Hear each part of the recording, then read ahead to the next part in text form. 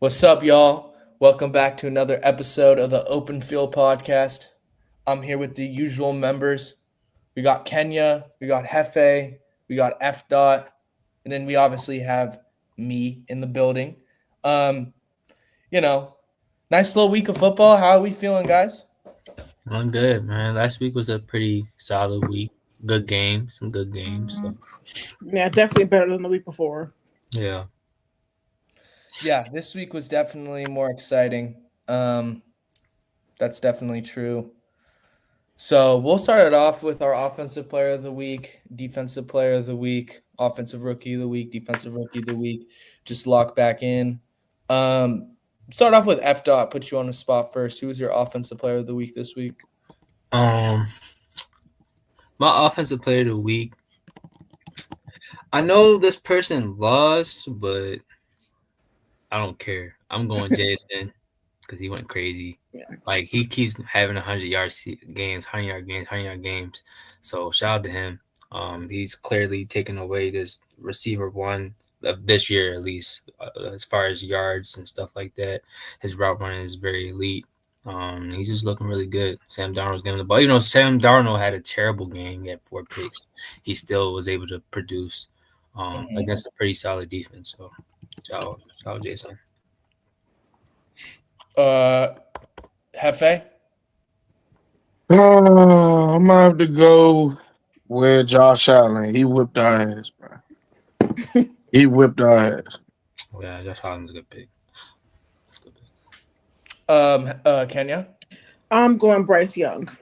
Yeah. 450 yards. I think that's the most yards he's passed for ever. That's a good I pick. didn't think he was ever going to reach that milestone. I just didn't see 300 plus passing yards from him. But 450 yards is insane, especially against an Atlanta defense that I thought was pretty good. Atlanta sucks, so whatever. But he was great that game, so I'm giving him his props. Looks like he kills the Falcons anytime he sees Yeah, it. which is He's insane. red. It's crazy. Yeah, true. Yeah, I forgot. Last year he had that one really good game that had everybody higher on him. Yeah, good for him, man. I'm glad. That's actually crazy. That performance was crazy, and the fact that it was in a close game too. Got to give him credit for that.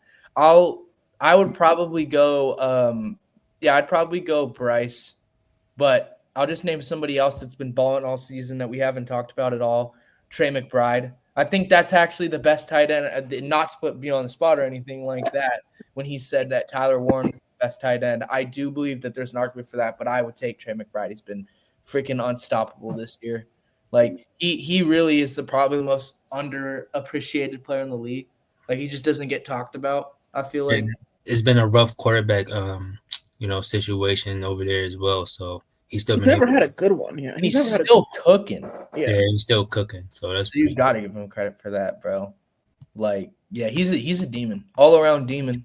We'll move on to offensive rookie of the week. I will not steal me and F Dot's boy from F Dot. I'll let him. yeah. I knew you were gonna. I was like, is he gonna? I know he was gonna say it. No, but- shout out my guy though. Shout out my guy. But I'll go Tet. Tet went That's freaking fair. crazy, and I think Tet is a huge part of Bryce Young's success. Huge part of Bryce Young's success.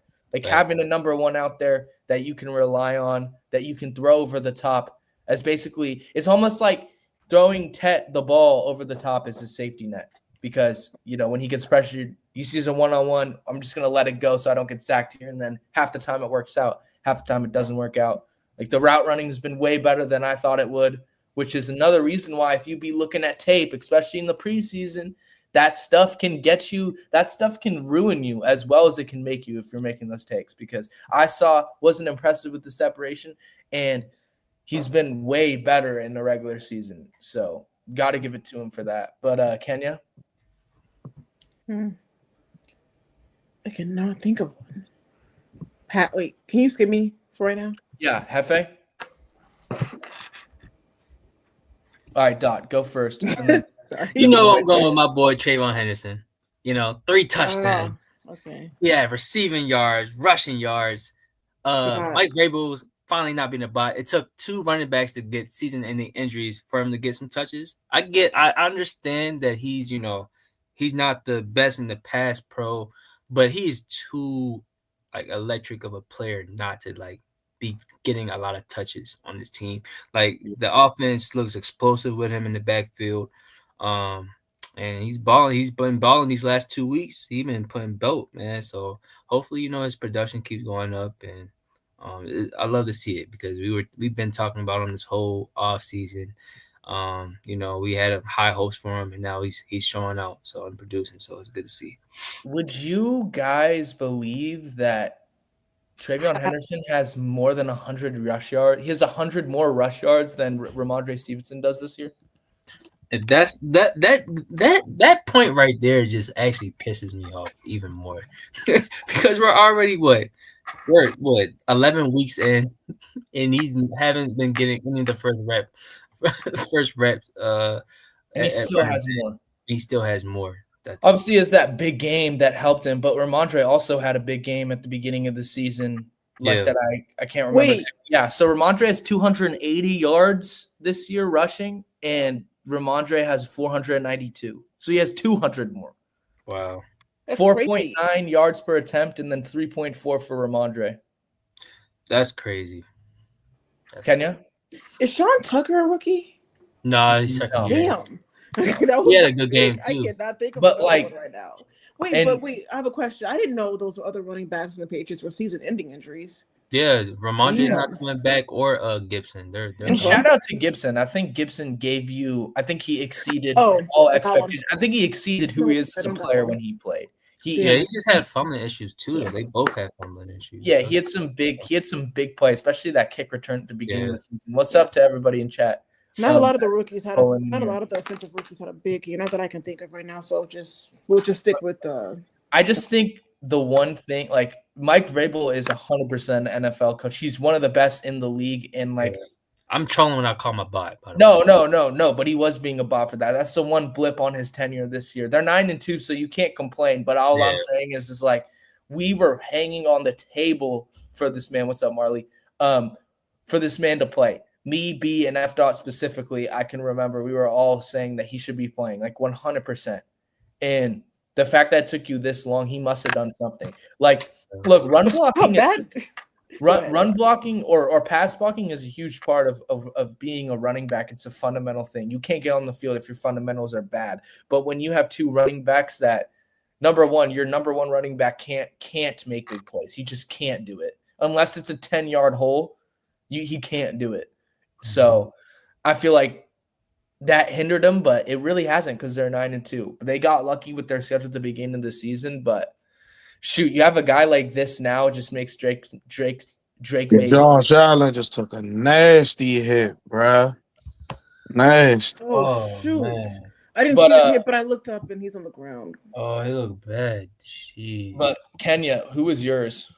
Oh, I just agreed with F dot.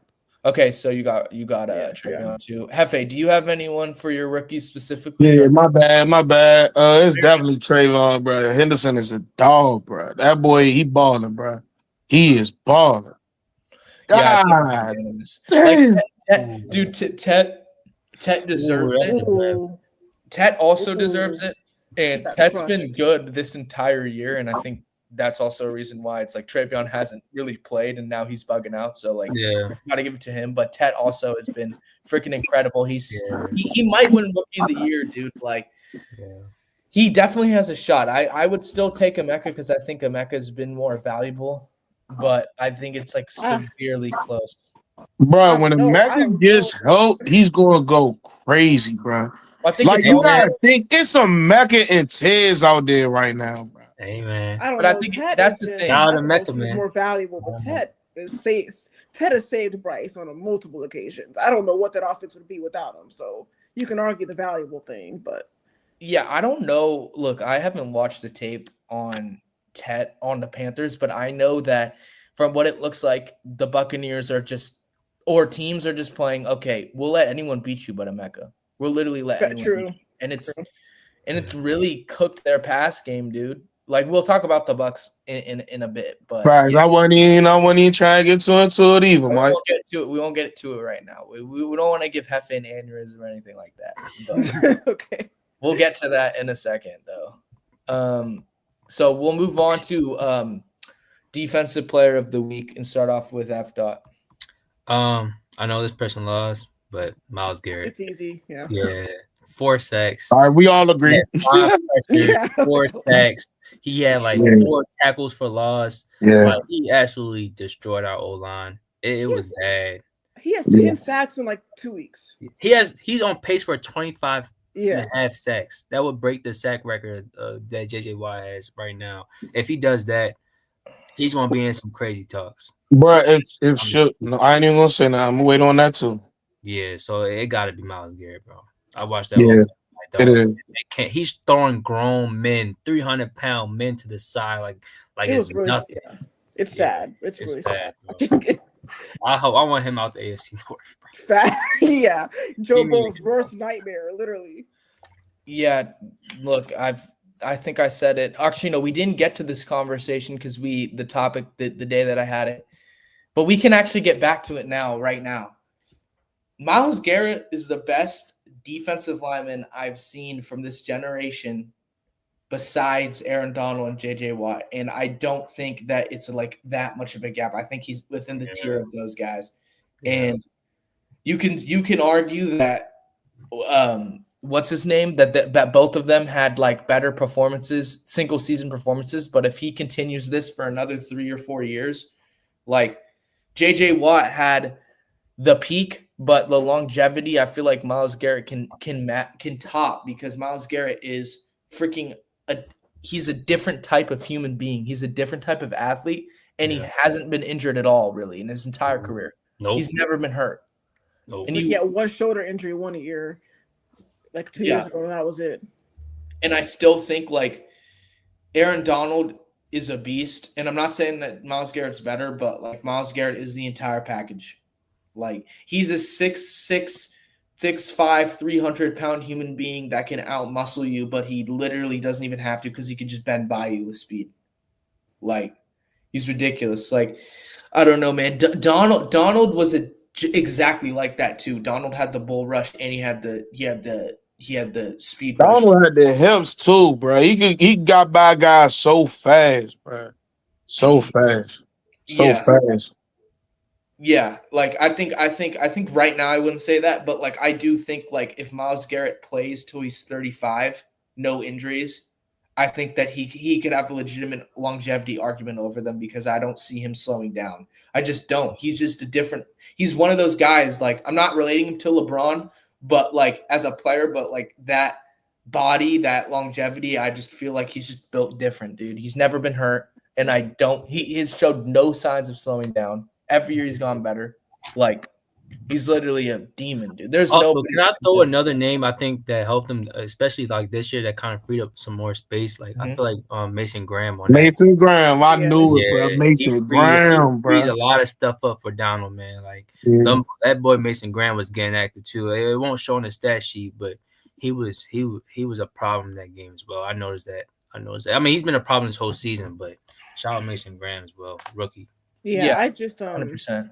Just to piggyback off of what you said, Michael, Myles Garrett is probably the best defensive player I've seen, because I've about 5-6 years into this, so he's probably the best defensive player I've seen. And I did see Aaron Donald too. Both of them have Aaron Donald himself single-handedly ruined Jonah Williams' chances of getting a second contract with the Bengals. That's how bad he also in the Super Bowl. He didn't single-handedly, but he also ruined chances of your boy winning a Super Bowl. Yeah, we were. We needed 2 seconds, literally 2 more seconds, and Jamar was wide open down there. 2 more seconds, but yeah, I'll never forget that. But yeah, Myles Garrett he's just another demon. So he's definitely my favorite defensive player. Yeah, and then I'll shout out my guy Quinnen Williams, because we talked about that trade, and I wish we would have gotten Williams, but I wasn't poo-pooing him. I was poo-pooing the fact that people thought that this was going to make us a legit contender or something. Which is I just want to say something real quick, because I said this and I want to say it again, bro. Yeah. I told you, Logan Wilson and Quinnen Williams going to change that defense for y'all. That's all I'm saying. We'll see. We played Oakland. Like we played a college level defense came up against a college level. No, I'm playing. But y'all couldn't stop a wet napkin early this season, bro. It's not the same. Come on, dog. 100%. But also the Raiders can't move the ball against anybody unless Brock Bowers just goes absolutely ballistic, or Ashton Genty just defies gravity and Oh. physics and just gets by 7,000 people in one play. Like, Shout out to George Pickens. I forgot that about his crazy performance. Shout Yeah, out he to had a George. great game too. oh yeah, Yeah, I forgot too. Dang, he did. 140 yards. hey man, I try to tell. I mean, I wasn't not trying to tell y'all, but I try to tell some people around me, some family members, that this man is a demon and that he's going to totally change this offense, and it like that he is like close to a top 10 receiver, and they're like, we'll see. And now I remember It's the 1A, conversation 1B. we had when we said when we were rating the like top 2 receivers on each like who are like the best duos.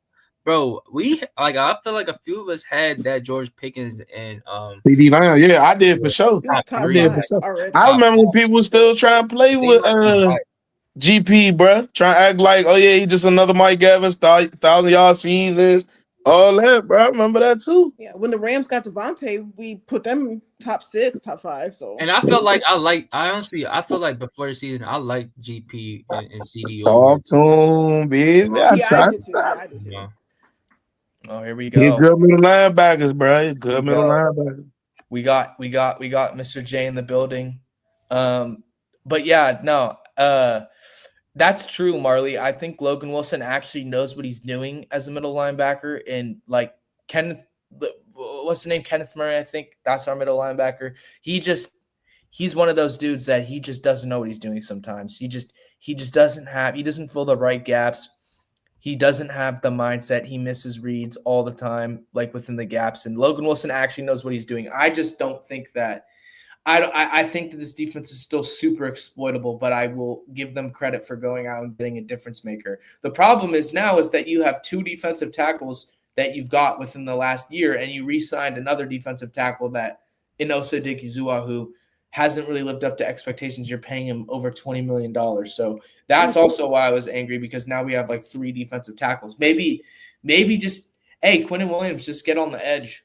That'd be fair. I think he is technically like an edge rusher. Like at least in Madden they have him as edge rusher. But yeah, no, he's been good. I can't hate. And then just shout out to the Rams secondary in general. We'll get to that, but. Oh wait, I want to shout out one person on the Rams secondary. Emmanuel Forbes, like he had, even though what's his name? Even though JSN played really good, Emmanuel Forbes 20 times was faced up against him. 3 of 5 targets for only 30 yards. He was clamping stuff. And hey, y'all remember when the season started and preseason Emmanuel Forbes was getting hooked? Yeah, I mean on the Redskins. I just want to say one thing, bro. Pass rush helps. No, that's true too. Yeah. I'm gonna just simple. I just pass rush helps, bro. That's true. But I think it's also a confidence thing with him. I think he just like in that system. I think he just got a little bit more confidence because he has the size. He's very lanky. You know, he's a skinny guy, so people think they can kind of out physical him. But he's very lanky. That commander situation was not good for him. It wasn't good for him. Yeah, the confidence wasn't there. He was getting beat, and I feel like the DB room, they just weren't. I don't know. I don't think they put that real confidence in him. Yeah. I think DB is one of those positions where you gotta have confidence in your play. That's and the way they utilized him over there, like they were just leaving him on islands by himself. Like he was a rookie, I think. Like they were just. He was a rookie, yeah. So shout out to him. He's looking like he's turning things around, not being a bust. Yeah, no, 100%. And then defensive rookie of the week, I'll start it off. I'll stick with the Cowboys in the Cardinals game, and I will say Walter Nolan. He looked like a beast, dude, and he hasn't been necessarily healthy, but he's another defensive tackle that is going to be a dog in the league and was very good in college. So I thought he played well. I just unfortunately, their secondary couldn't mess with George Pickens because George Pickens is him, but I thought he played very well. Kenya, you got a defensive rookie of the week? Carson Schwarzenegger. He's nice. He's insane. He was insane. His impact did show up on the stat sheet. He had like 8 tackles and 2 assists. I mean, absolutely. Even on the stat sheet too. He was flying everywhere. He's a beast. Browns were so good at drafting defensive players. If the Browns just had a competent offense, I ain't gonna lie. And if we had what the Browns had, it'd be, oh my god, that defense is serious. how are we complete opposites of each other? But go ahead, Doc. I think he's gonna win Defensive Player of the Year or Defensive Rookie of the Year. I think. I wouldn't be surprised. Yeah, I can see that. It could be easy for him too. Nah, I ain't gonna lie. I got somebody I could throw in there. Somebody that nobody talking about right now. I'm gonna bring that up later though. F. Dot.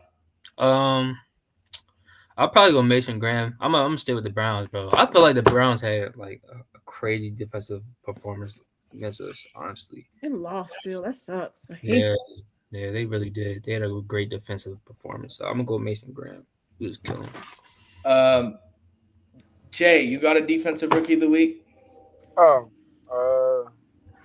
Yeah, Mason Graham. I was in agreement with that anyway. Okay. Hefe? I'm going Carson, bro. Dude went crazy. No, yeah, that's fair. That's fair. I think, I think he's got it for Defensive Rookie of the Year. I'm not going to lie. But we can move on to the topics of the week now. So I want to just go each division. We'll talk about who the most surprising team is in each division this year, being that we're a little bit past the midway point. I just want to see where we're gauging per each conference. So we'll start off with – where do we want to start off? We'll start off with the AFC West. Does anyone have a team in mind? Because I can go first because I know who my team is. You can go first. Yeah, I'll go Broncos. The fact that Bo Nix, aside from last night, we'll get into that, hasn't played very good football like this entire season, and they are 9-2 or whatever, 8-3, and they legitimately look like a top 3 team in the league right now. Like, they have a great offensive line. They have a great defensive line. They just have a great defense in general. Riley Moss is looking ill. And then their offense is like not necessarily marquee by any means, but you got guys like Troy Franklin and other dude who I forgot his name that are stepping up, and Cortland Sutton's been good. Their run game has been good with J.K. Dobbins. That looked like a great pickup, dude. Like, this team. He's out now, though. Yeah, it sucks that he's out, though. Yeah, can't stay healthy. But Harvey was looking good. I do think with that offensive line, I think that like they'll be fine. To be honest with you, Harvey I was think that looking it's good, going to hurt them, but I think that they'll be fine. Are we doing surprising in a good way or surprising in a bad way? No, I mean, it doesn't matter. It can be either one. Oh, okay. Well, mine's the same as yours, anyways. I just wanted to ask that question. Yeah, but I'm also shocked that Bo Nix has played, in my opinion, terrible, and they're still winning the division right now. So. Yeah, like I think if you took away the quarterback position, they're literally the best team in the NFL. Yeah. And you could make an argument even adding the quarter. And I know quarterback's the most important position, don't get me wrong, but that's just how highly I view the rest of their team. And then even with him, I think that you could make the argument that they're the best team right now. That's fair. That's fair. Dot? The Broncos is pretty surprising, but I'm going to just say the Chiefs. They're 5-5 now. Last year they were 14-2, 13-2. A lot of their one possession games they were able to kind of win those games, and now this year we're kind of seeing the complete opposite. So I think that's pretty surprising, like that they can't like pull out those one possession games.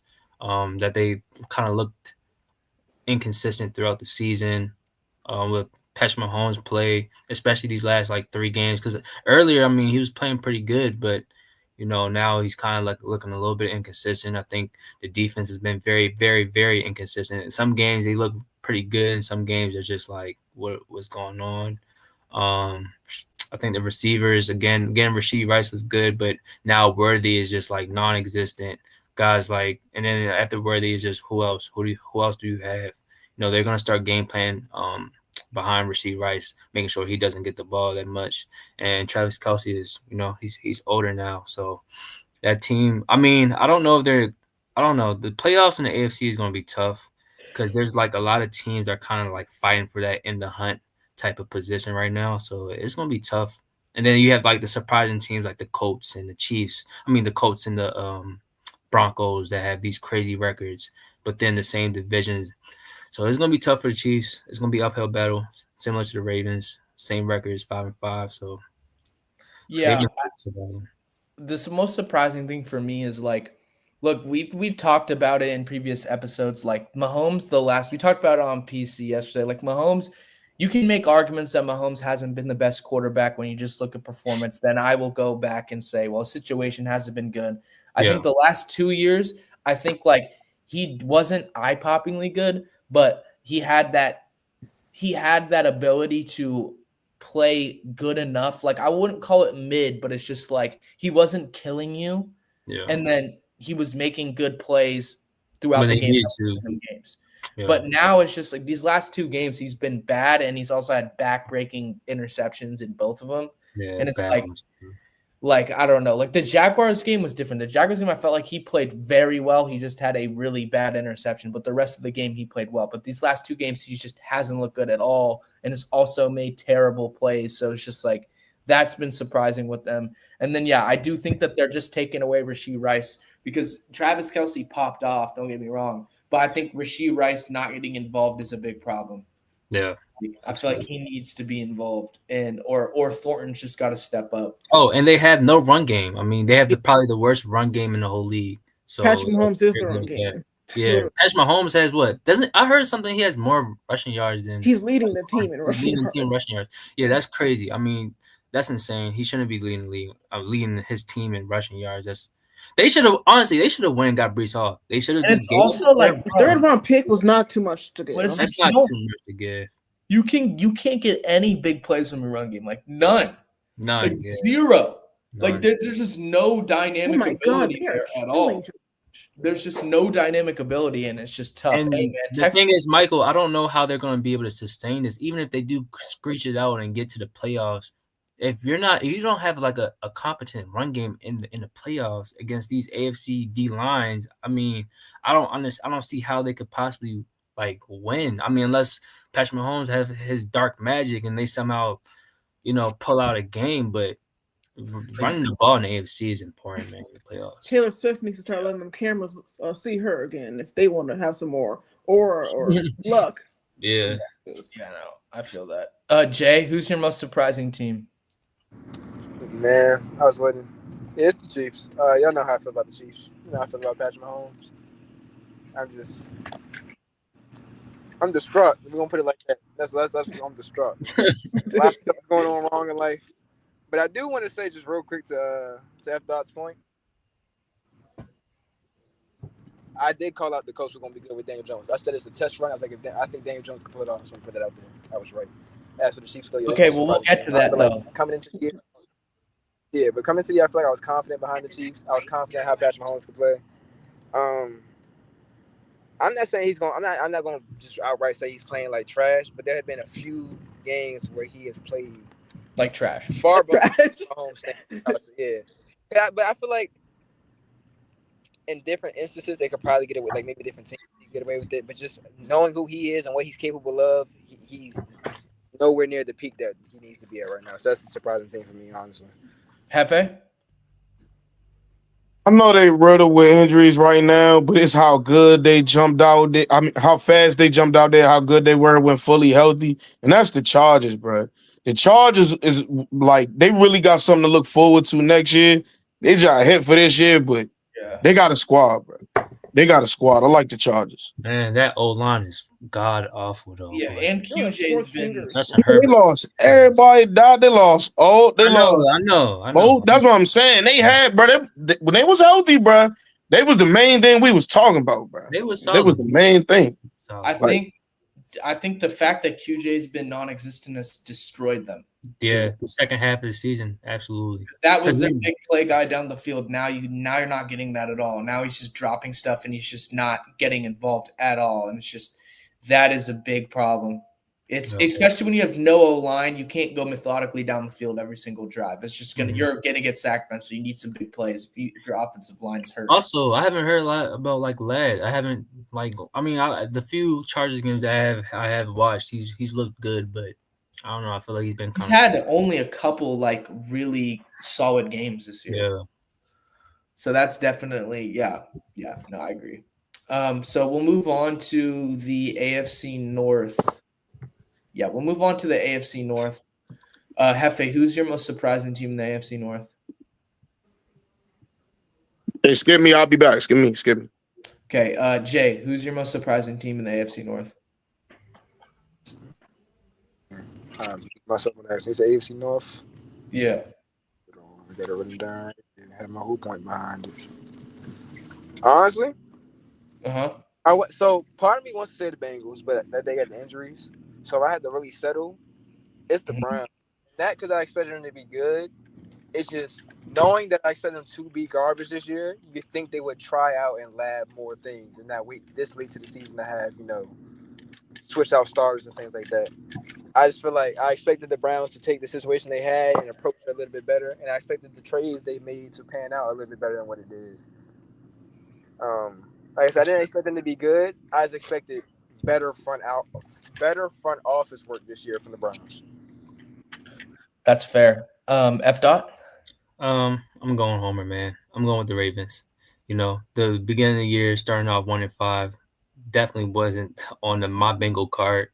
I thought this team was going to be very, very elite. We started off really, really rough. Defense was awful, but we was able to, pick things up. We're 5-5 now. We're 500 on the dot. We got the Jets next week. Things are looking up. Defense is looking really, really good right now, and we're looking better. But I'm still surprised at how we started so slow, and now we kind of have to play pickup and hope that the Steelers lose out, or or other AFC teams are losing as well. We kind of have to play that game now and win out as well. So we're in an uphill battle, but I think looking at our schedule, we can prosper through, hopefully. No, yeah. Look, I'll wait. Kenya. I'm also going to be a homer. I'm very shocked by the Bengals. I think I'm extremely surprised. I knew the defense was going to be bad, and we were actually pretty good the first 2 weeks. Then after that, it just went downhill. Joe got hurt, and then everything just collapsed. I didn't think we were going to give up 86 points and 1,000 yards in a 2-week span bad. I mean, we can't tackle. We can't get any pressure on the quarterback. We can't tackle at all. We have one good defensive player in the secondary. That's DJ Turner. And our best defensive lineman has been injured for the last 3 weeks. Our offensive line hasn't been terrible. That's also surprising. They have actually been a lot better. That's the best I've seen of Bengals offensive line in 3 years. And Joe Flacco is putting up godlike numbers. So everything is a surprise. It's there's a surprise everywhere on this team. So yeah, I gotta go Baltimore. I just so surprised how bad their defense was, and I feel like I don't know. I feel like it could be lack of everybody had their defense being good. I thought that their defense could get back to what they were in the year which was in foresight probably not smart because I don't know, they just don't have any edge rushers and stuff, but their run game being that bad, Jair Alexander basically being in retirement, that was crazy to me. He fell off a cliff. And then also it's deeper than that too. Their run game isn't as good, and people can just chalk it up to Derrick Henry getting washed up. The O-line is terrible. Yeah, the O-line is way worse than anybody. Can I just throw out a stat real quick with this O-line? Go ahead. Lamar last year had 23 sacks. He got sacked 23 times the whole season last year. Right now, he has 20. He's been sacked already 23 times. The O-line has been horrendous. This is probably the worst O-line I've ever seen Lamar play with. And I really don't hear a lot of people talking about it. I know Joe Burrow obviously has had some terrible O-lines. Even Patrick Mahomes has some pretty bad O-lines. CJ Stroud now. CJ Stroud has some terrible O-lines. This O-line, Ravens O-line, run blocking and pass blocking wise, it's on par. And now Lamar is dealing with these little knick-knack injuries. I really don't think these last 3 weeks, I don't think he's been 100% in my opinion. He hasn't looked 100%. He can't really move, and we're throwing him out there. God forbid something happens to him in these next few games. But the O-line has been terrible. It's been awful. I'm scared with his ass. It's basically Tyler Linderbaum FC. Yeah, absolutely. Last year, Tyler Linderbaum was definitely their best offensive lineman and kind of carried them. They ran through him a lot, but you had guys like Rosengarten who wasn't bad. And then Ronnie Stanley was really good. Lele. Oh and my then God. Lele was fine. You know what I mean? Valele that's a big dude to be getting for him to be getting handled the way He's he's getting terrible, handled. bro. He can't move, bro. He has no lateral movement at all, bro. And the fact you can't move at guard, like this is not. Bro, he's 6'8", bro. He's 6'8", like 380. Bro, he shouldn't be playing football, bro. He's just not. He's not agile enough. But the thing is, not. he's not even playing tackle. He's playing freaking guard. You Yeah, when you get after somebody and he's not, bro, that's instinct, bro. Yeah, he doesn't have. And Voorhees has been bad too. Both our guard plays have been terrible. Voorhees and Falele has been god awful. Ronnie Stanley's just getting older and he's just like kind of getting washed. And then Rosengarten is just mid. So now we just got Tyler Linderbaum, and I mean, shout out to him, but that's not enough. I'm worried about the playoffs, how this O-line is gonna look. I mean, I really am. I'm not gonna lie. Yeah. But shout out to defense though. Shout out to coach because we made some great adjustments, moving Kyle Hampton closer to the box. That has done crazy wonders to his defense. Going and getting Aloy Gilman from the Chargers, moving them deep safety. The defense looked 10 times better these last 6 games. So shout out to defense. They turned the corner. Yeah, that's fair. All right, so we'll move on to the AFC South. I'll start it off. My most surprising team. Yeah, it's got to be the Colts because I literally thought they'd be last in the division. I think the Texans have been surprisingly disappointing, but they also didn't address their offensive line and they were trash last year, so it makes sense. They also don't have Tank Dell. It's just Nico Collins basically out there for their offense, and their defense is really good. So that sucks for them that their defense is really good and they can't do anything with it. But yeah, the Colts are by far the most. Like we were talking about Shane Steichen getting fired and this Colts team getting Arch Manning. And now, number one, Arch Manning's not getting drafted, but two, they're also literally the top team in the AFC. So I got to give it to them. Kenya? Well, I was high on the Colts team, so I'm going to go with the Texans. I'm shocked that they are even 5-5 right now, considering how bad their offense has been all season. The defense is great, but I'm shocked that they're only 5-5 because Davis Mills had a masterclass in like 8 minutes in the fourth quarter, while the Jags was he just dropped it. Right in the process of choking away a game. But yeah, the fact that they're even still in the hunt right now it's impressive. I'll say that. I'll give them some flowers for the fact that they're 5-5, and it's impressive. If I had to pick them to make the playoffs or the Chiefs, I'd pick the Texans just because of their defense. No, yeah. 100%. I'm going Colts. I definitely didn't think they would be this good. Shout out to Shane Steichen for getting his team looking really good. Shout out JT. I think he's MVP for me. Deion Jones is pretty good. I wouldn't say MVP level. I'm sorry, not MVP level. We clearly seen in multiple games, Steelers game, the Rams game. If JT is not involved in the offense, he's not gonna look that good. That's just a simple fact. He's just game managing, right, and making plays when they need him to make plays and giving the ball to JT. That's the offense, giving the ball to their receivers, which they do have a lot of talented receivers on their side with Downs and Pierce, Pittman. He's played good this year too. Great old line, good run game. So he just can't really fuck up. That's his job. Don't fuck up. Shane Steichen got great play caller. Tyler Warren been going crazy. Guys are wide open. Make the play. Make the read. So shout out Colts. Yep. Jay, you want to get in your Colts back? I ain't surprised with the Colts. I called it. Yep. Yeah, called it. Your boy JJ looking. Yeah, I care because the Colts. We missed on one white boy, man. We missed on that one, but we were right. Man, listen. Just because one white boy don't play good, don't mean they don't play bad. Hey, that's fair. Man. That's fair. Thank you, Jay, for standing up for the white football player. Thank you. Salute, bro. I called it. It came out good. I love it. Daniel Jones making plays with his legs like he's supposed to is a great thing. Now, what I will say, Texas-wise, that's my surprising team. That is like, once again, I know they can play bad. I've seen them play bad. Mm-hmm. I guess I'm just still a CJ Stroud believer that he is a good quarterback. And it's hard for me to accept that he's having some down weeks every time I see him. Especially with the defense the Texans have. I think they got what? The lowest point scored in the division? Let me see. Yeah, They got 163 scored against them. They scoring 220. So for them to be 5-5, it's like, it's some games they just getting blown out the water. So the Texans is what surprises me. I'm also surprised everyone admitted I was right. I just want to say that. But Yeah, I just think Hey, you was right.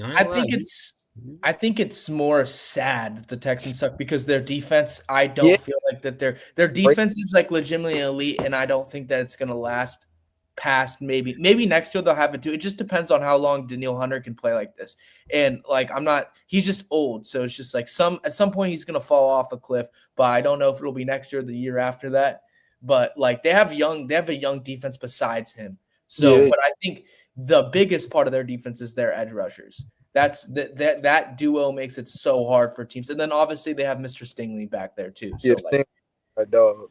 He's a dog too. So and Kamari Lassiter. I like Lassiter. He's nice. Yeah. Like young core other than Daniil, but I just think Daniil takes it from good to elite.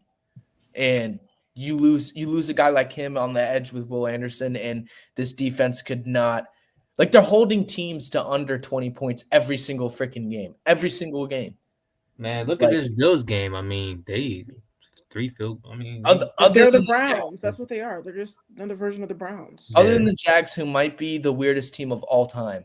They might be the Right. most I think the Jags my surprise pick. Browns are too. Browns are the weird. Jags my surprise pick. Hefe, how are they surprising though? In a negative or positive way? I'm gonna say this. I expected them to pick up slow. They picked up really fast. Like that team gelled and got good really fast. I thought they was going to like peak a little bit later, let alone fizzle out a little bit now. But that's how they surprised me. I thought they were going to win the division. So did I. Because I thought that they were good enough. I thought that their team was good enough. I think the most surprising thing is it's not that surprising because it's his first year as a head coach and it takes time to build chemistry and to implement your system. But I think the fact that their offense is like that shoddy is just, and I think a lot of it is T-Law, but I also think that some of it is Liam too. Like I think it's a combination of both. I think probably more towards T-Law because he's such a game manager that you just can't really do anything with him sometimes. I'm gonna blame it 100% on T-Law because I watched Liam revive Baker's career, set him up in positions where he thrived. We had a top 5 offense. Like it's not like they don't have the weapons. I think they just don't have the quarterback. Yeah, that's the thing too. I think that they had enough, especially with Trav. Trav not being there is whatever. I just think like. Boy, David Mills playing good. Yeah. Crazy throw. Shout out Millie. But hey CJ. No, I'm kidding. No, if he was like a 4th round pick. The Zach Wilson. Yeah. Wow. That's so nasty. Yeah. But we'll move on to the East.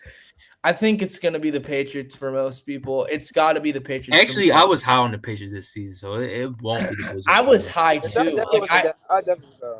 Like this was the team that I said that could compete for the playoffs, and I think that they'll be in a position to compete by like week 8 or whatever. But I didn't think they'd be 9-2. Yeah, 9-2 good. I didn't think that their defense was as good as they would that it was going to be. I didn't think their offensive line would be as good as they're going to be. I didn't think Drake May would be this good, even though I'm the leader of Drake May FC on this pod. I still did not believe that he'd be this good. He is leading the league in passing yards, and he has, 74% 6 interceptions? Yeah. Like, as a second-year player. With best deep ball thrower right now. And don't get me wrong. Stephon has had good games, but it's not like on a game-to-game basis he's having 120 yards a game. I mean, this is just really with Douglas and Diggs. I mean, he's playing great, and the run game haven't been like consistent this whole season. No, so I think you got to give credit to Mike Vrabel. I think Mike Vrabel just knows how to put guys in positions to succeed. I think even when they had Derrick Henry and Ryan Tannehill, I still think that he got their offensive pass game to be good enough. Yeah. Him and AJ, it was just feed AJ. And that was really it, though. And they still were like good enough to beat the Ravens that one year and like actually do stuff in the playoffs. So I think he just knows how to put guys in situations. And I think it's also a culture thing. It's like if you don't step on the field and give it your 100%, you're not playing. It's been very clear that that's how Vrabel works, especially this year with Henderson. You can definitely respect it. I respect it. I just think the rest of this division to me isn't all surprising. I did expect the Bills to be a little better, but look, they're 7-3, and if you look at the talent on their roster, it's not like that. Like they were like by far the best team in the AFC. We just knew they had Josh Allen, a solid, really, really, really good run game. And So I can't say that it's surprising that they're only 7-3. And then the Dolphins and Jets, I thought that they were both going to be bad. Yeah, I thought the Jets maybe had a shot to surprise, but I knew the Dolphins would be bad. Like that was very clear. The Dolphins are a little surprising, mostly Tua. I swear it's like that guy, his arm just gets worse and worse and worse. He's not even that old in his arm. He throws like a 40-year-old washed up quarterback. Like it's awful. And I'm shocked at how they've managed the games, how they've managed the team and the organization, like all the drama, and the Tyreek Hill injury really sucked. I mean, they have talent, especially on offense. I didn't think that they would be just piss poor bad. And 12 interceptions in like 7 weeks is also really bad. The post-game conferences are embarrassing from the head coach and the quarterback. So there's some surprises there, but no, I'm not shocked that the team itself is just bad. I'm not that shocked by the record.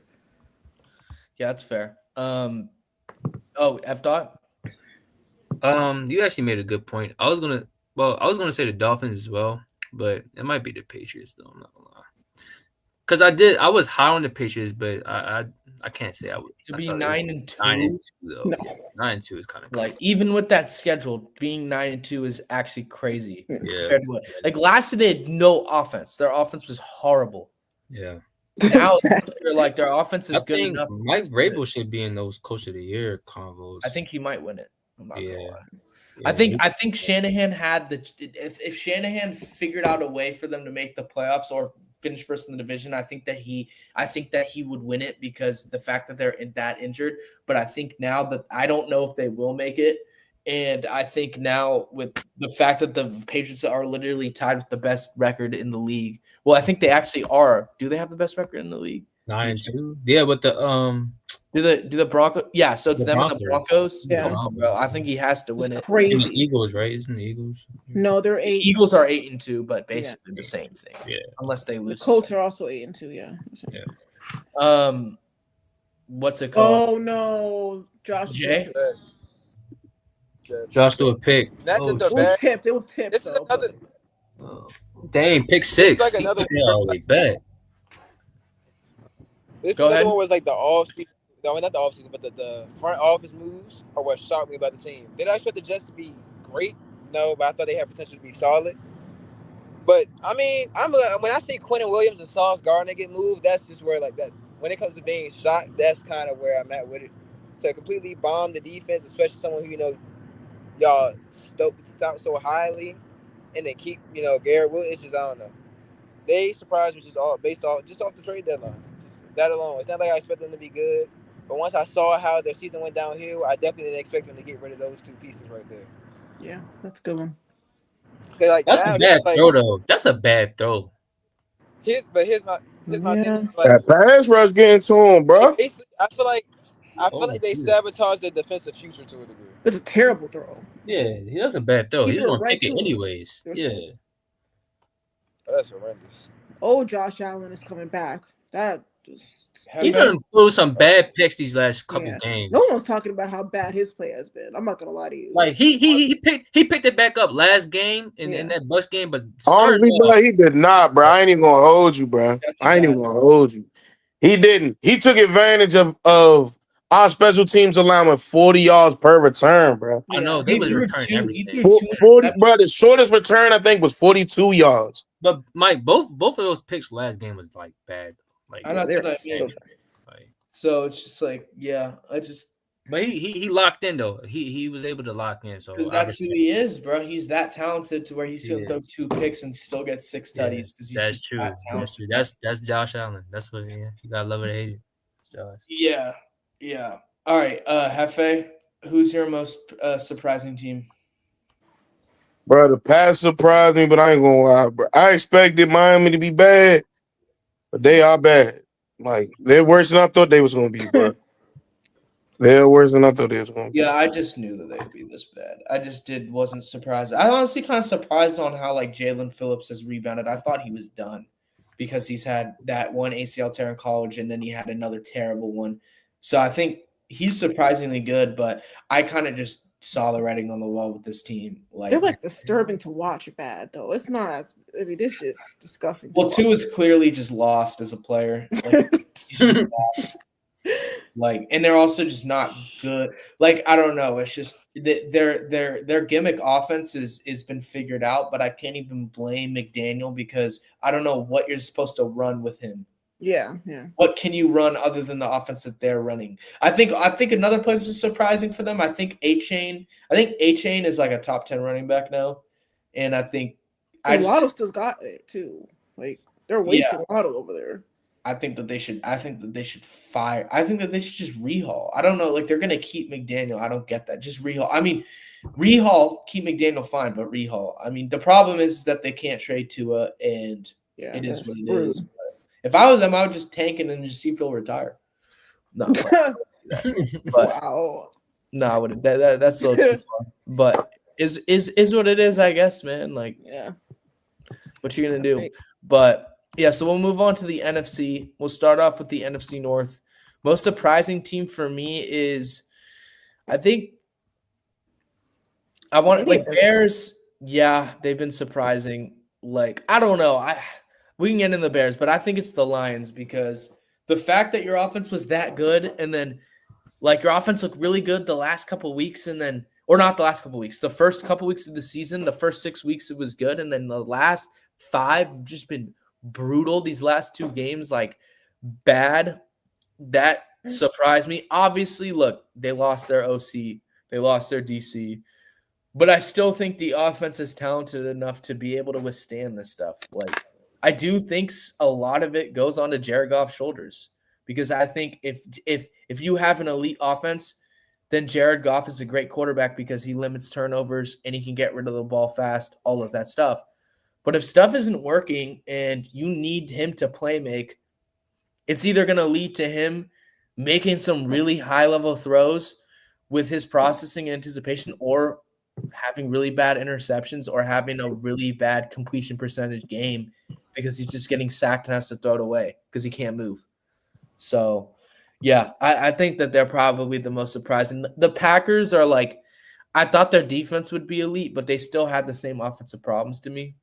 Like, although they had a crazy first couple weeks, like that happens a lot in the NFL where teams look really good or really bad at the beginning and then they become good later. So I think it would be the Lions. But Kenya? Well, in all honesty, I think all 4 of these teams are surprising in all different ways. But for me, that's true. It is true. Yeah, but it's still the Lions for me. I think my biggest issue, especially with the offense, is that I think J-Mo is being underutilized. I think he is actually the key to kind of opening up the entire offense. Jameer has been great. He had like 146 yards of scrimmage against the Eagles, and the Eagles defense had a great game. But yeah, I think they're not using J-Mo to the best of his ability, and I think that's kind of one of the reasons why once the defense focus all their attention on Amon-Ra, and then they're not using J-Mo, everything just kind of stalls. So that's my biggest surprise. Yeah. I'm following with y'all, man. I'm going with the Lions. I think I was like one of the few that were kind of high on the Bears in the offseason. And, even though I don't think they've really been playing that good, I mean, the record do look a little good. The Bears are not 7. Yeah, the record is kind of surprising, but at the same time. But no, they haven't been playing good though.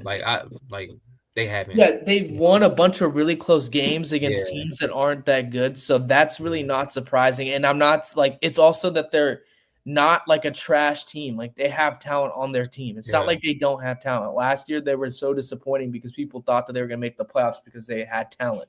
Yeah. So it's not surprising to me that they pulled out games that were nail biters against teams that aren't that good. Yeah. So yeah, I'll give them credit. The game against the Ravens, losing Tyler Huntley did it for me. I'm like, okay, yeah, this Bears team is not. The defense is bad though. The Bears defense is not talked about. Even the offense though is kind of like Caleb he didn't have a good game. Yeah. And mind you, this is around the time where the Ravens defense was kind of like getting cooked. So it's just like we held them to 17 points. While last week you played, I forgot who they played up the week before. They put like 40 The Was it the Bengals. Cowboys? It was Was it Bengals no. or the Cowboys? It was one of the teams. The Bengals were after. The Bengals were Yeah, after. But it was Bengals the was after. Cowboys before. Cowboys before. So yeah, they haven't been I don't playing know, bro. good, so it's funny. But I'm going Lions. I don't think Jared Goff does much for the Lions. I think without that run game, he's nothing. Without that run game, he ain't nothing. But they did Every have time it comes to a team when they have a defensive juggernaut or good defense, he's nowhere to be found. And we always excuse him for it because we expect it now. Like it's literally expected for him to do it. Also, I think it's also the pass blocking is huge for him, and obviously that's a part of it. But he can't maneuver through the pocket because they literally had a great running performance, and he still was bad. Like I don't know. He's been good back to back week. Yeah, Montgomery also hasn't been being used that much either. Like it's weird. I don't understand these offensive coordinators not knowing what to do when you have so much talent. Like the Atlanta OC, the Eagles OC. Like I don't understand that mindset at all. But yeah. All right, so we'll move on to the NFC South. Most surprising team for me is definitely the Falcons. They're the most disappointing team in the NFL. Yeah, I think we all gonna say the Falcons here. Well, I was gonna say the Panthers, but go ahead. I was gonna say the Panthers. I actually thought that the Panthers would finish out second. I'm pretty sure. Actually, no. I had the Falcons over them, but I thought the Panthers would like middle around 500. I was disappointed in Bryce. Bryce has bounced back a little bit, but he's still super inconsistent like Caleb too. He looks good one game and looks terrible the next game.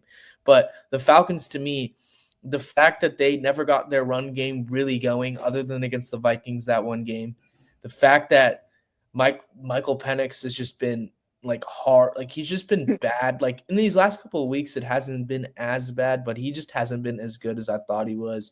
They're not getting Drake London involved.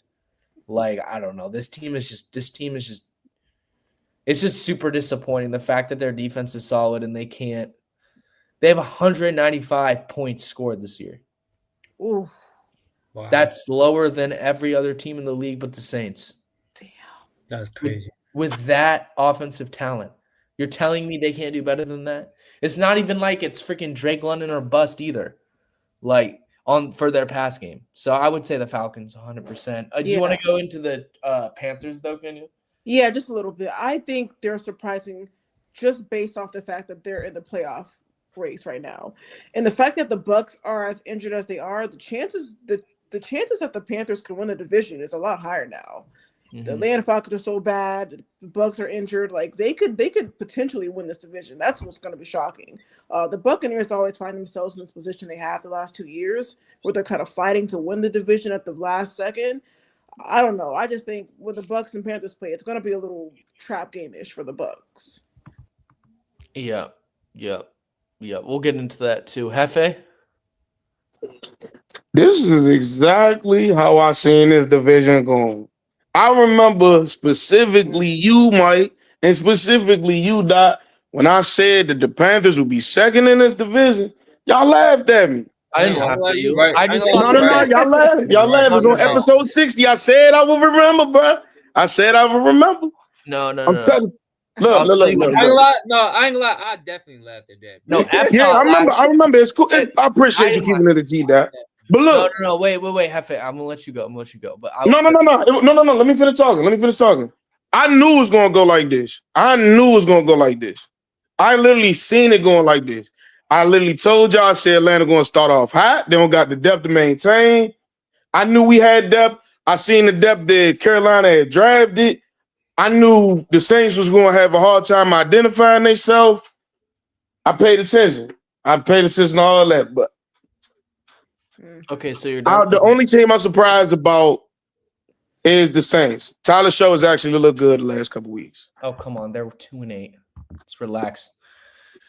Nah, Mike, tell me I'm lying though. They're 2-8. Tell me I'm lying. He won with them. How is that surprising? When we said they'd be the worst team, they're 2-8. Just took a bad hit. What is Tyler? No, Tyler Show is good though, bro. Like he's not. Tyler Show's not like. Spencer Rattler was good though. Tyler Show looked better than Rattler though. I gotta give him that. I disagree. No, Rattler looked good the first 5 weeks. Rattler, it looks. Oh no, bro. I think Show looked good, bro. I don't know. I think you've been watching the Saints be so bad that now you think like he's been good. I think that's what it is. Okay, we can. No, can I? I'm just gonna clarify what happened. If you go back and watch that, I said that the Panthers can compete for the playoffs. I didn't think that they'd make it. I thought that the Falcons would be over them though. So I didn't laugh at you saying that the Panthers had a chance to be good. I probably laughed at you for saying that you thought that the Falcons were just going to be ass, because that's basically what you insinuated, which you were right about.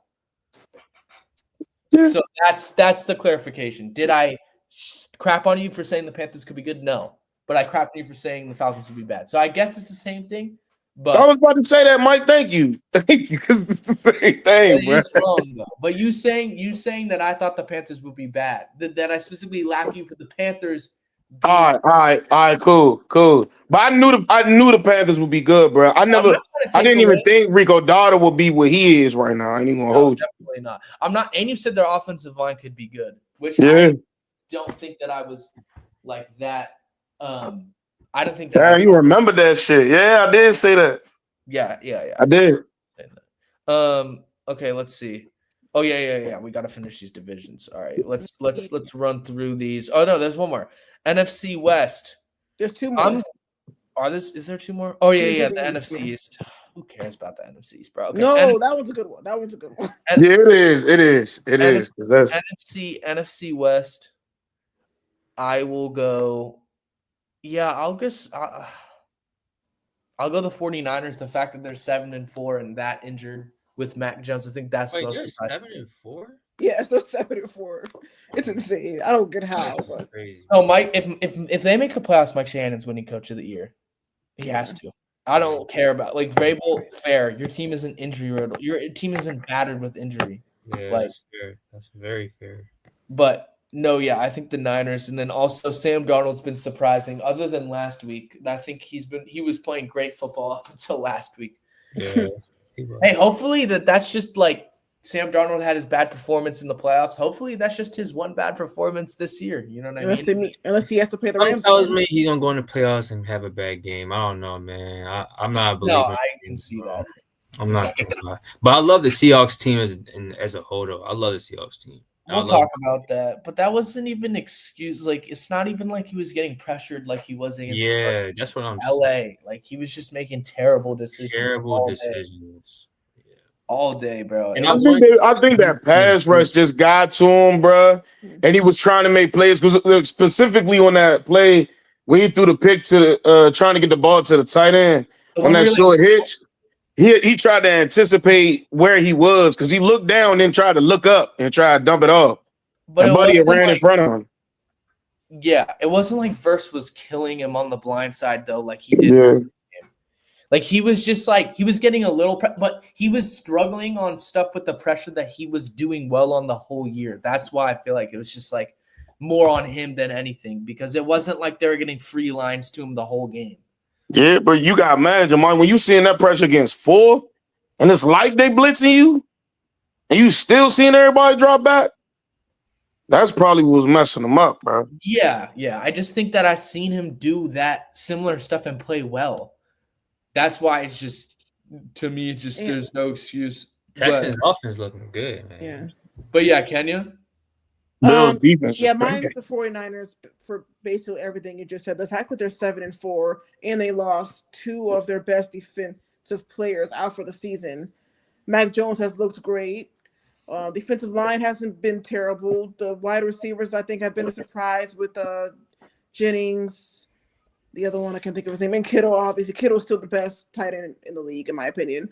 But yeah. Good for Shanahan figuring that out. And Brock Purdy looks really good, by the way. I don't think nobody's really talked about him. He came back. I don't think he's played since like week 4. And he looks really good against the Cardinals. Yeah. All right. Yeah. Hefe?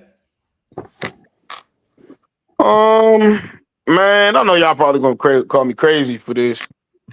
But I like the Cardinals, bro. I think the Cardinals have the They're 3-7. Bringing up the record. Will you just their on the field play is a lot better than 3-7. Yes, thank you, King. Thank you. I truly believe that Kyler Murray is buns. And I believe he really held that team back for a long time. And now that things are getting competitive, you start to see a lot of guys get injured. Like, I haven't even seen as much from the DBs who they really invested into this year. But I think that's really good. I mean, who's surprised about the Rams, Mike? Who's surprised about San Fran? No, that's fair. For a little bit. No, I'm surprised because of their injuries. I had them winning. No, I had them second in the division. I had the Rams winning. They second. But the fact that they've been injured, though, that's what I'm saying. But no. But I'll give you this: Walter Nolan, Will Johnson, the defense as a whole has been good, but their running game is bad. And then Trey McBride. Those are the bright spots. I mean, Harrison has been good lately with Harrison too. Yeah, his whole career has changed with new quarterback play. Like, that's what I'm saying. It's a whole new team with a different quarterback. I'm not trying to play devil's advocate, but he did cook against who was it? Seattle the first time when Kyler was there. So I don't know. I think he just figured it out. I think that maybe, but I know he didn't figure it out while he was playing this year with Kyler. Yeah, it was bad. I think he did that game against Seattle. I think that was when he. Oh, you talking about at the end of the game? Yeah, I remember the play you talking about when he. He had the worst first half. He was flying, and then he doubled back, which is one of the best. One of the most legendary things I've ever seen. You get an NFL player literally crying, and then he turns up in the second. That was one of the greatest game performances ever. But yeah, we can go to was it the NFC East? Spare me with this conversation. No, the Cowboys don't even surprise me, dude. After they traded Micah, it's honestly right where I expect them to be, 4-5 with a garbage defense. That doesn't surprise me. The Commanders, I will say, are the most surprising because, the fact that even before the injuries, they were bad. They were not a good team. They would be where the Cowboys are at if they had Jaden Daniels healthy, because their team is not good. And I've said it 1,000 times. Said it on PC. Said it here before. They had $35 to $40 million of cap space going into the season. Okay, this wasn't at the beginning of free agency. This is at the beginning of the season. So they intentionally walked in with nothing for no reason. For no reason, when we know that if you have a quarterback like him, you want to spend money now because you know you're going to have to pay him $60 million later. And they're like, nope, don't care. We're just going to get Laramie Tunsil and do nothing else. And that's what happens. Now you have Terry McLaurin and Noah Brown as your two receivers. Nice. Noah Brown is your second receiver. Good job, guys. That definitely was going to work out. Not only that, you traded your best running back, who I don't think is anything crazy. He's not the best running back in the world, but he's certainly better than what they have. So I don't know. This team is just sabotage to me. They just sabotage themselves for literally no reason. They just got too cute. They thought, Jaden Daniels is the first quarterback in the game to lead their team to an NFC Championship debut, or the NFC Championship game in his first year. And they were like, okay, we can just do whatever we want with this roster, and then we'll make the playoffs and be fine, which didn't happen. So just stupidity. But yeah, Kenya, go ahead. Yeah, again, another division that every team has a surprise. Cowboys is the second worst defense I've seen in my life. The Commanders, the team is worse than it was last year. The team wasn't good last year either. The Giants are like the NFL version of the Florida Gators, talent everywhere, just bad coaching.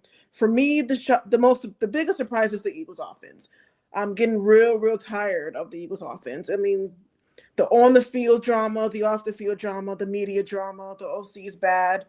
The offensive line has regressed. Saquon can't get going because the offensive line has regressed. Jalen Hurts freezes in the pocket when he sees zone coverage. I mean, it's just AJ said something really ridiculous again today. So, I mean, the whole thing. What did he say today? He said, I think one of the what he said about Saquon. Yeah, that. He's like, I can't remember the exact word. He said he threw Saquon in there. Mm-hmm. Yeah, I think Hefe, you sent it in the chat. Yeah, he said so the Saquon regressed this year too? Is he a bad player this year too? Yeah, that's what I mean, Yeah. I get it. I get what he's saying, but it's like, damn.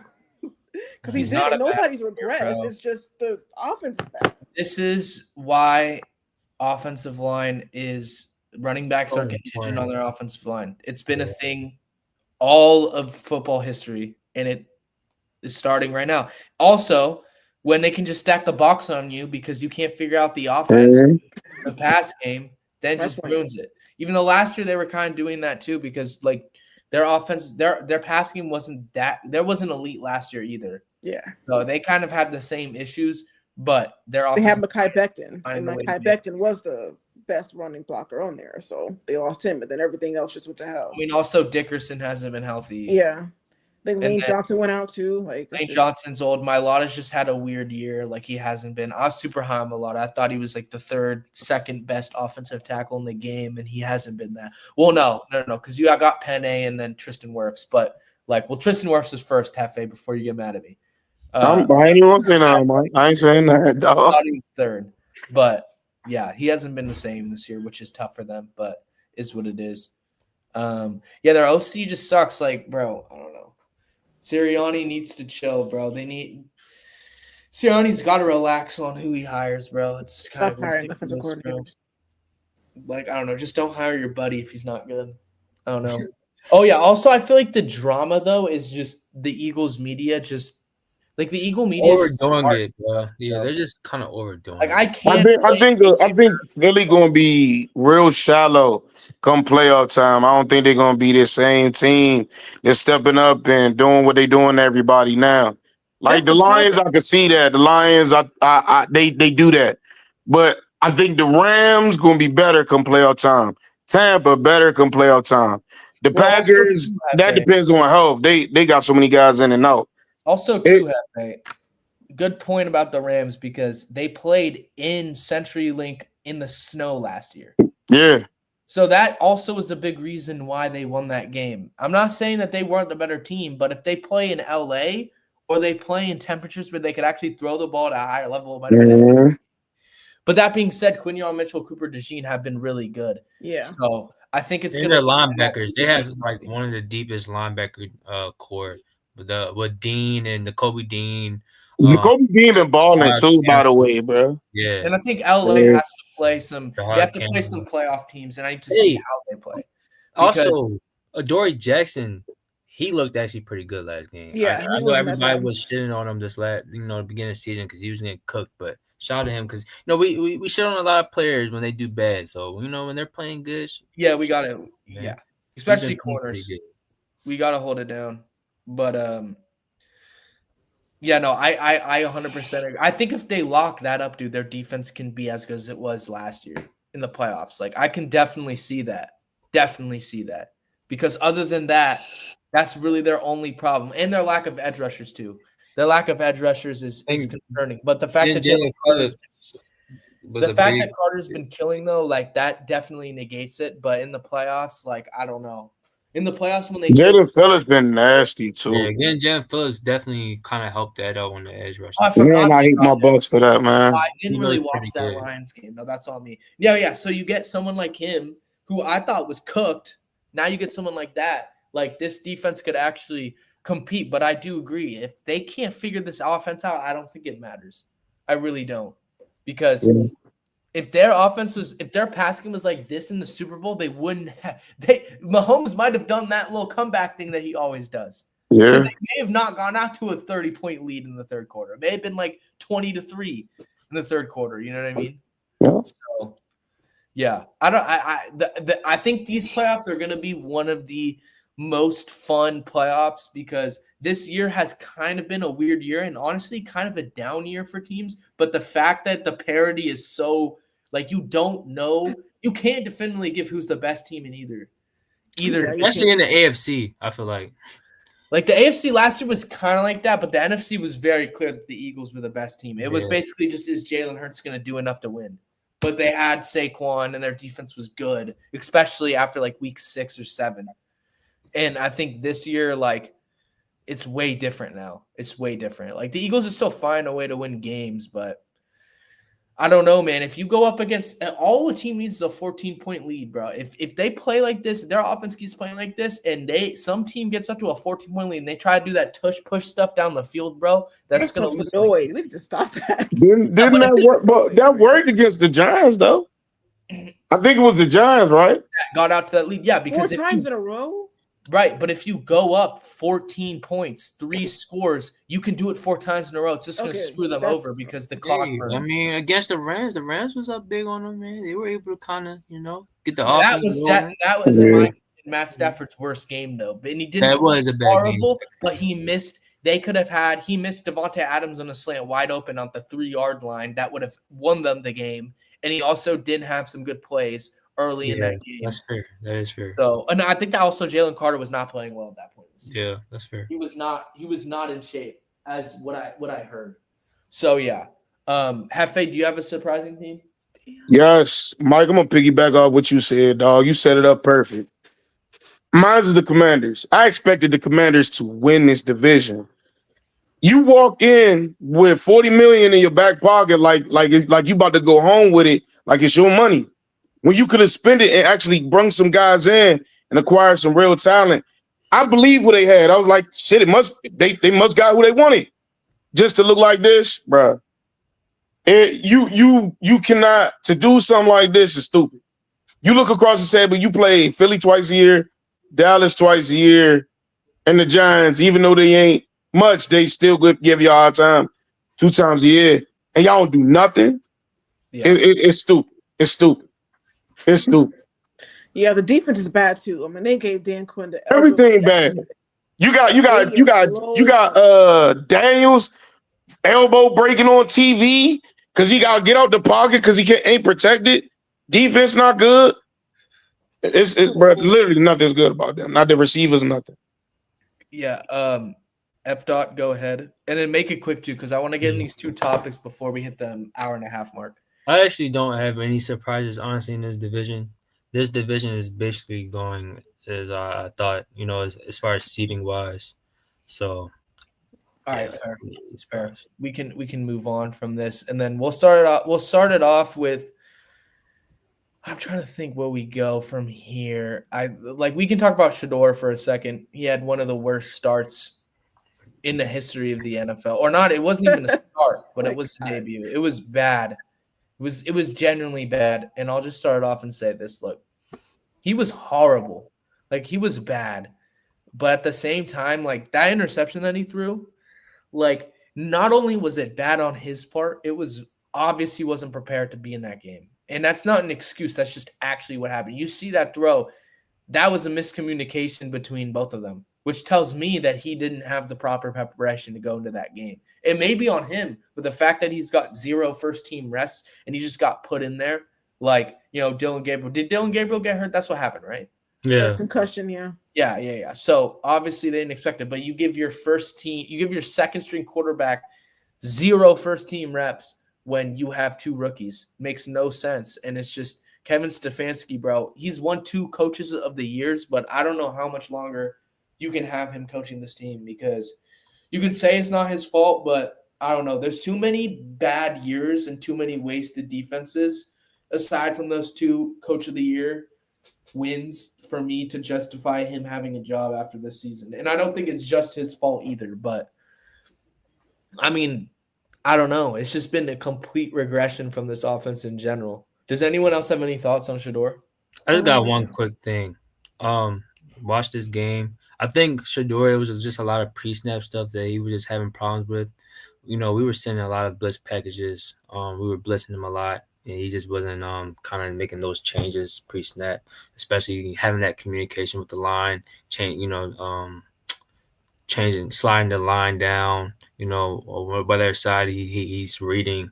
I think he had problems with that. I think he even though he played bad, there were some plays where I'm like, okay, good throw throughout the middle on one of those passes. He had a few good passes in there, but I mean, I think this Raiders game is going to be a lot more of a game where we can actually sit down and really analyze a full game.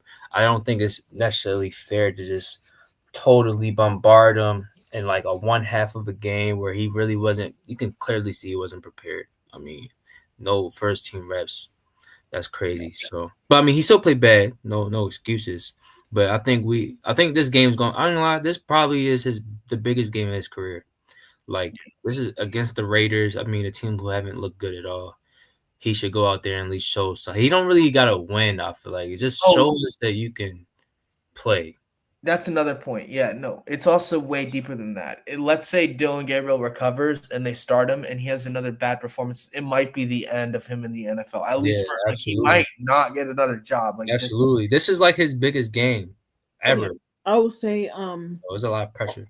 The only thing that's not Stefanski's fault is the fact that Shedeur was drafted there in the first place. It's pretty clear he didn't want him there anyways. Yeah. Everything else after that is all on Stefanski. The fact that he hasn't really practiced the first team, the offensive line has only heard his cadence twice.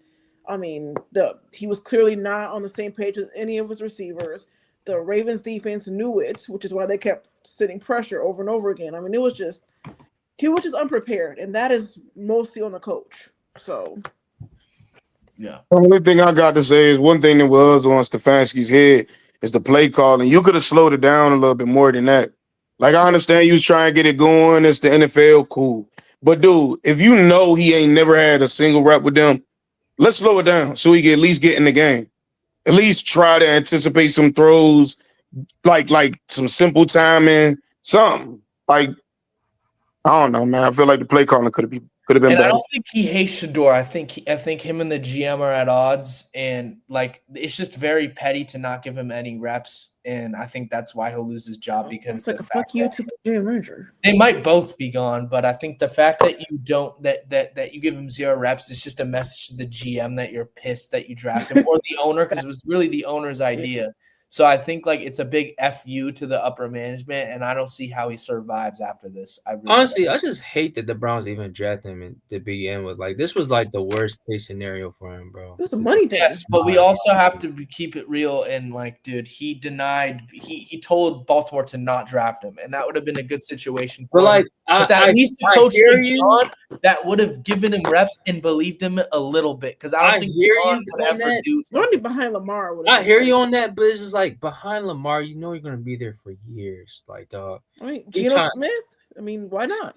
Right, but he would have been like a 3rd round pick, 4th round pick. They would have had him for 2 years, and it wouldn't have been a thing where it's like, oh, you're gonna be here for 10 years behind him. It's just gonna be a thing of like it was a win-win situation in the sense of nobody thinks you're a starting quarterback in the NFL right now. Everybody thinks you need at least a year, maybe even 2 years you'll sit, right? So you go to a place where if Lamar gets hurt, which he has in previous years, you can go show that you're a solid quarterback in a system that like has holes, but is definitely better than the freaking Browns. Yeah. So that's where it's like you have to just take what you can get, and I feel like that's the biggest problem. And I feel like all the problems we have with John Harbaugh, I think that he would never treat a player like this if they draft him. No, absolutely not. One thing about John, he do care about his players, so I will give him that for sure. Like he would do everything in his power to make sure that Shedeur was prepared if he was there. And they said he would be the backup. So it's not like that he would just be sitting down. Like they would, because if you're a backup, then they prepare you to play because they know that there's a chance that somebody could get hurt. Yeah, absolutely. But yeah, we can finish off with this. Joe Burrow scheduled to return this week. How do we feel about this? I want to start it off, but Kenya, what do we feel about this? I'm like in the middle. I just want to see Joe play again. That's kind of all I care about. I think that's all he cares about. But yeah, selfishness. But I don't think it's gonna solve anything. We suck. Like the defense is so bad. You can't. It's not gonna fix anything. The defense is just so bad. You can't fix something that's that bad, regardless of who the starting quarterback is. I think Joe Flacco pretty much proves that in 2 weeks when he was putting up 80 points and all these passing yards and still losing games because of the defense. I also think the front office may have rushed it a little bit because in their minds, Joe Burrow has carried them for like 4 years now. So they think that there's still this hope that we can get to the playoffs. And I'm just like, no, there is no. Y'all would have to win the division. Yeah, we would have to win the division, and we're just not going to. I will say we did a really good job against the Pittsburgh defensive line. It's not like they did anything crazy. We just kept shooting ourselves in the foot, and Jamar is a dumbass for what he just did. We don't have to talk about that, but we all saw Oh that. yeah, because he's We not. can. He's not even playing. He's not Oh, even playing. Just so stupid. man, I wish that was for Thursday. I wish he Yeah. had like a 2-game suspension. Right? So do I. Honestly, so do I. Because forfeiting $500,000 because you spit on a player is crazy. That's crazy to me. But And he lied about it and he too. lied about it. Like double doubting on it. Yeah, that's what blew me, The bro. appeal was so bad. The appeal was worse. His excuse was worse. But anyways, back to Joe. I don't think this Sunday would have been the best time for him to play. I would have waited until next week because then he's going to have to be on a short week and play the Ravens on Thursday. So I personally would have sat him this Sunday and then waited, give him another week and a half. Look, if he's 100% healthy, fine. If he's not, I hate this. But he's moving. He's going. I've seen him. I absolutely hate this. What are you guys? Are you guys 3-7 right now? We're 3-6. Yeah. 3-6. So they're gonna have to run off. They're gonna have to at least win every single game except one. 8 or 7. And they have the Patriots and Ravens next. But they're gonna have to win. What is it? 6 out of how many more weeks? They're gonna have to win 5 out of 6, right? Like Joe Burrow could do that, but all I'm saying is like you're betting on this year for what? Like this team isn't in a position. And as much as I sometimes disagree, I think this is the same, bro. I think this is the same, homie. You change your username, Melly. But I do agree. You shouldn't have paid T. You should have gotten other options. You should have improved the offensive line or improved the defense. You did need T. You could have gotten a rookie in the okay. I disagree, but it's not a knock on T. It's just when I know, but I disagree with my issue is that they got rid of T. The second the defenses start focusing all their energy on Jamar, who else do I trust to go off next to him? That's my biggest fear. That was my Which he won't have Jamal next week. Josh, get the ball out your hands. I don't know what Josh is doing. Wait, I get that. We're gonna it's just gonna be T, and we'll see how that goes. But Joe's going off with T by himself on multiple occasions, and vice versa. So it's we'll see. Wait, Melly, I want to know. know. Anderson motor is crazy, bro. Man, he is a dog, bro. That boy is a dog. Wait, I want to know before we get out of here, Melly, what number is Caleb Williams at for quarterbacks right now? If you had to say, is he number 7? Is he number 10? Is he number 15? I just want to gauge where you're at now on week 11. Also, I'm looking at this Bengals schedule. Yeah. Let's run through that before we get out of here. It's Patriots. Then their next game is the Patriots, Ravens, Bills, Ravens. Win. No, we beat the Bills. We lose to the Ravens. One of those. We split with the Ravens. We beat the Bills. We lose to the Patriots. Melly, you don't believe that, bro. I don't know, Kenya, man. Y'all track record with the Ravens, man. Y'all 11-2. We almost beat y'all twice. Hey, man, y'all 11-2 against us, man. I don't know. We might be y'all kryptonite, man. I don't know. We always have crazy games, though. So I know it's going to be. And Jamar always puts up 150. Yeah, he does. I mean, that's all right. We already know that's going to happen. So we do be pulling it out the end, though. We be pulling those games out at the end. Yeah. Okay, wait. But no, I can see us putting with them. But I mean, the Patriots, Ravens, Bills, Ravens, those are tough 4 games, bro. And you need every last one of them, honestly. Yeah.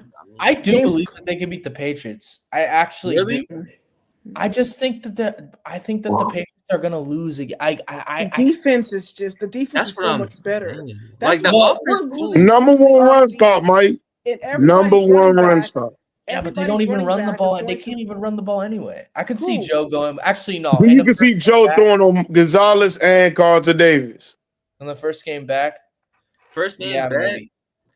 Wait, has the O-line been crazy bad though this year? No, it's not. It actually hasn't been, which is shocking me.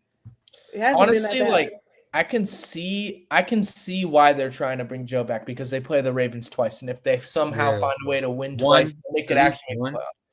But it's the defense that I'm scared of. It's the run games from opposing teams. They're going to let up to. But then they got to play the Bills too, though. They have the Bills. They're at the Bills too. Yeah, they're at. Well, that doesn't scare me though. That don't scare me. The last time they would kick their ass.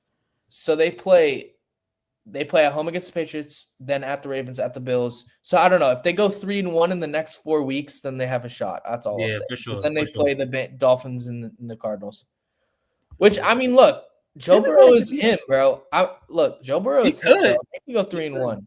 He could. He definitely could. I ain't gonna lie. It's not off the tape. It's not crazy. It's just the same thing as last year. Like, I don't know if I can bet on that though. And y'all did Yeah, pull out a yeah. game against the And I agree. Steelers, so that helps y'all in division I too. agree. And not everybody thinks Joe Burrow's good. So I'm not gonna lie to you. The freaking conversation that I've been had Man, Joe Burrow's elite. Joe Burrow's elite. is man. pissing me off. He elite. He just gotta stay It's pissing healthy. me off. He just gotta stay Joe healthy. Flacco hits like 40. He's played for like 100 years. Of course, it's gonna look like that with those wide receivers. Like no shit.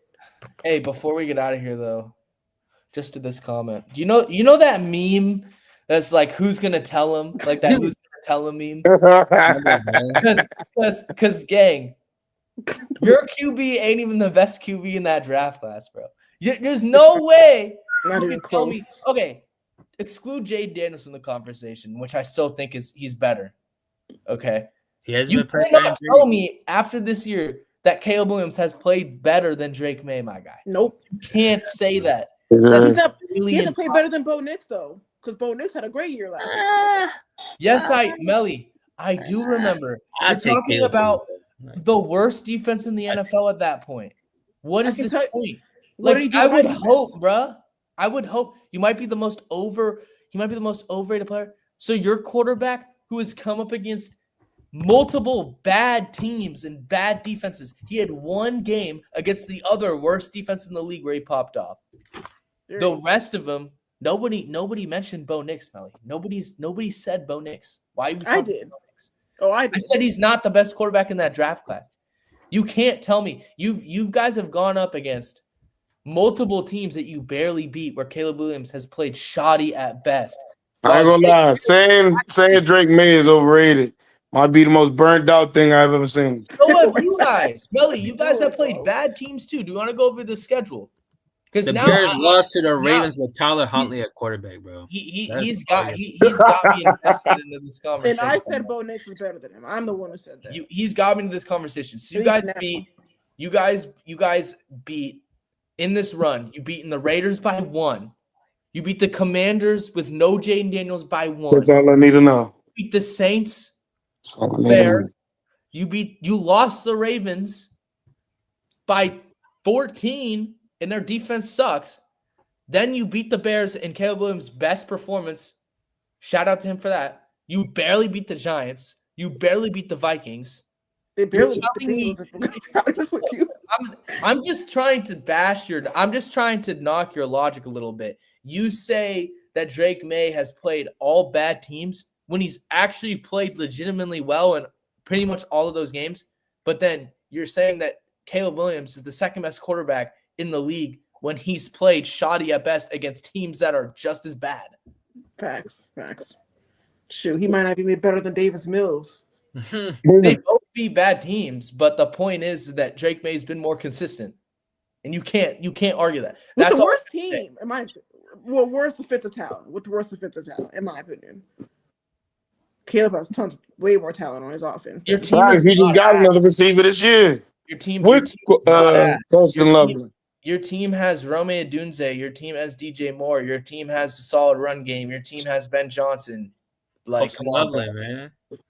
Your team. Actually, I'm rooting for the Bears this week. And Burton, I'm rooting for y'all this week, actually, Melly. I need y'all to beat the Steelers, man. So you're talking about Drake May when he has freaking 30-year-old Stephon Diggs. Oh yeah, Aaron Rodgers not playing. Yeah, he's injured. Aaron Rodgers isn't even playing. I think we're gonna see that Ohio State boy. Hey, if they lose, man, we win it. We gonna be in number one. Yeah, division, man. You know what I'm saying? You're talking about, and shout out to y'all. I'm not trying to hate on y'all, bro. But okay, if Caleb Williams goes in, even if he plays well against the Steelers, if he cooks like he did against the Bengals against the Steelers or the Eagles, I'll give it to him. But he's still ain't better than Drake May, dog. He's gonna look terrible against the Eagles defense. He's gonna look good against the Steelers defense. Yeah, I feel like he's gonna low-key go off against the Steelers. Melly, I know that you haven't been watching Drake May games. You're just seeing who they play and who they've beaten, and you're saying that he's just not playing good teams, which is fine. And shout out to Caleb. Like, I want Caleb to succeed, but there's no way you're gonna tell me that Caleb He's Yeah, not you happy have a with me. bad defense, but that's not. But your defense has also Yeah, but held they're doing teams to under 25, other than the Bengals. You're being a So little delusional, sir. You're being a little delusional. I mean, look, dude, I don't hate Caleb Williams. I thought Caleb Williams was going to be the best quarterback in that draft class, but I'm just keeping it a buck. Like, you can't tell me that he's the second best quarterback in the league. Seriously. The defense isn't the reason why you're losing, though. I mean, you know you have a bottom 5 defense, but they're not the reasons why you've either played inconsistent or just losing games. They're not the reason. Definitely part of it, but all I'm saying is like it's not Cowboys Bengals bad. That's what I mean. Yeah, our your logic isn't single-handedly losing the teams. All I'm saying is your logic isn't consistent. Who just got hurt? You're shitting on Drake May for Right, playing bad teams, and then you're saying that Caleb Williams is the best when they haven't played. Yeah. What's the reason? What is he talking about? What? Oh, the reason that you're winning games because you've played a bunch of bad teams and barely beat them. Except for who have you beaten that's good? They didn't beat the Lions. You haven't beaten anybody that's good. The Vikings aren't good. Or no, that was in the preseason. You beat the Chiefs. Yeah. No, you haven't beaten anybody that's good. Have they played the Packers yet? No. They play. This is the teams they beat. This is the teams they beat. So you guys know who I'm talking about. They beat the Cowboys. Okay. They beat the Raiders. They beat the Commanders with no Jaden Daniels. They beat the Saints. They beat the Bengals. They beat the Bears, and they beat the Vikings. Like I said, they're not a 7. Why are you blaming the defense when you went? Okay, we're done after this. I'm sorry for dragging it, but this conversation. We're just fighting with this one guy. This is a hilarious conversation. No, because I knew he was going to. No, it's hilarious. Do this. As soon as I saw him, I knew I'm not hating. It's not hating. I'm just trying to be honest with you. So you beat the Raiders 25-24. That's low scoring game. You beat the Commanders 25-24. Well, it's not super low scoring, but it's not high scoring. It's not above 30. It's just close, yeah. Yeah, you held the Saints to 14. The Bears Bengals game, I'll give you. Yes, he cooked in that game. Don't get me wrong. He cooked. I'm not even going to talk about the defense. Then 24-20. And nice. No, but Ty, the Cowboys aren't good, especially at that time. Their defense was horrible. This is before they got Quentin Williams and Logan Wilson. They literally gave up 45 and 200 yards to Russ and Malik Neighbors, bro. Who literally Russ after that game got benched in 2 games for being terrible. Right. Your bottom 5 defense is giving up what, maybe 20 points a game, whereas ours is giving up 35. That's a big gap. It's a huge Then you gap. beat the Vikings 19-17, then you beat. So, okay, it's game. not low scoring, but it's not high scoring. It's mid-scoring games. Okay. All right. Salutations. This is another episode of the Open Field Podcast. Melly, God bless you, brother. There's no way. God bless you. I wish that I could be that much of a homer, but I can't anymore. All right. Y'all have a good one. Ty, it's been Mike, Kenya, F. Hefe, and a little bit of Jay. We'll see you next week. And Early will be back next week, y'all. Type in the chat that Early's a bum and he should be here if y'all want Early in the chat. We're going to start putting a missing. We're putting out a bolo. Okay, because the real reason why Early hasn't been here, you could say, oh, I'm busy, oh, this and that. No, he doesn't want to get harassed for his bad takes. Facts. He doesn't. He doesn't want to stand on business with his takes. Bears to the bowl. Melly, if Bears go to the bowl, bro, I don't know. We'll talk about next week what I'll do if the Bears go to the bowl. But anyway, all right, deuces, y'all. All right, y'all. Bye.